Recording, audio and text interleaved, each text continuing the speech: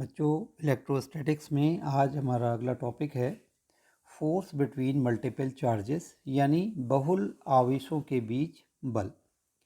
बच्चों, कूलाम के नियम में हमने पढ़ा था कि हमारे पास अगर दो आवेश हैं, दो बिंदु आवेश हैं, तो उन दो बिंदु आवेशों के बीच जो बल है वो बल कितना लगता है। ठीक है, हमने बताया था कि दो बिंदु आवेश हैं, तो दो बिंदु आवेशों के बीच लगने वाले बल के लिए सूत्र हमने वहाँ पर निकाला था। लेकिन यहाँ पर बच्चों जो हम बात अब करने जा रहे हैं वो है कि जब हमारे पास दो आवेश अलग अलग एक तीसरे आवेश के ऊपर कोई बल लगा रहे हैं। अब हमारे पास दो आवेश नहीं है, बल्कि यहाँ पर हमारे पास तीसरा बल है, तीसरा आवेश है, उस पर हमने बल का मान निकालना है। तो बच्चों, तीसरे आवेश के ऊपर लगने वाला जो बल है वो दो अलग अलग आवेशों द्वारा लगने वाले बल के वेक्टर सम के बराबर होगा। जैसा कि आप इस चित्र में देख रहे हैं कि हमारे पास एक आवेश Q1 है, जिसका जो पोजीशन वेक्टर है, यानी मूल बिंदु के सापेक्ष इसका जो पोजीशन वेक्टर है वो वेक्टर r1 है। एक दूसरा वेक्टर हमारे पास, एक दूसरा चार्ज हमारे पास है चार्ज Q2, उसका जो यहाँ पर पोजीशन वेक्टर है वो r2 है। एक तीसरा वेक्टर है, उसका पोजीशन वेक्टर वेक्टर r3 है।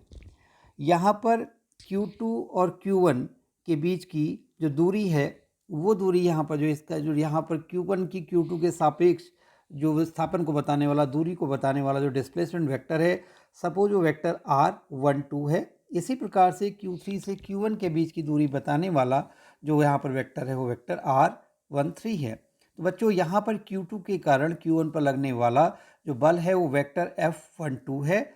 इसी प्रकार से हम यहाँ पर वेक्टर Q3 के कारण Q पर लगने वाला जो बल है वो कितना है, वेक्टर F13 है।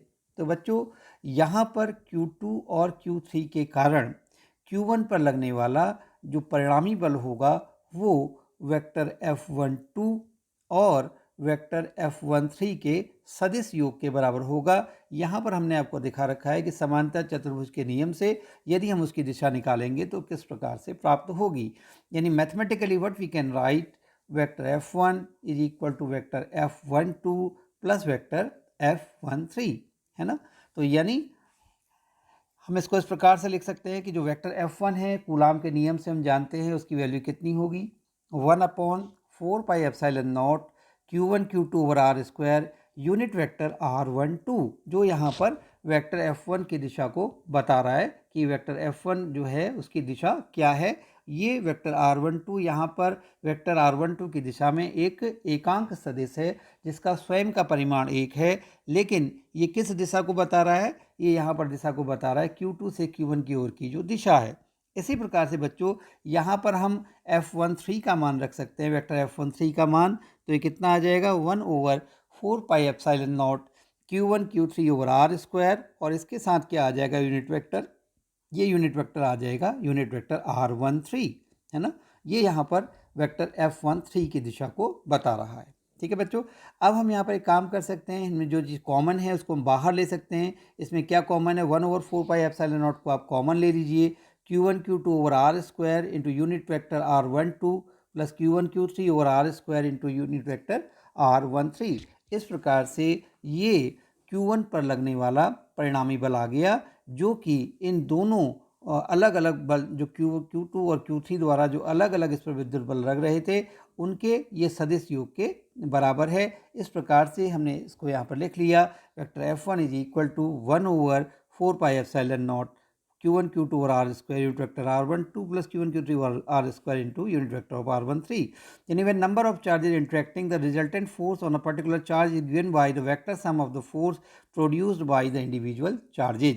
यानी जब बहुत सारे आवेश एक दूसरे के साथ अन्योन्य क्रिया करते हैं तो किसी आवेश पर लगने वाला जो बल है वो अलग अलग आवेशों द्वारा लगने वाले बलों के सदिश योग के बराबर होता है। ठीक है ना। जैसे यहाँ पर Q1 पर Q2 और Q3 के कारण जो अलग अलग यहाँ पर विद्युत बल लग रहा है, वेक्टर F12 और वेक्टर F13, इनके सदिश योग के बराबर यहाँ पर लगने वाला परिणामी बल वेक्टर F1 है।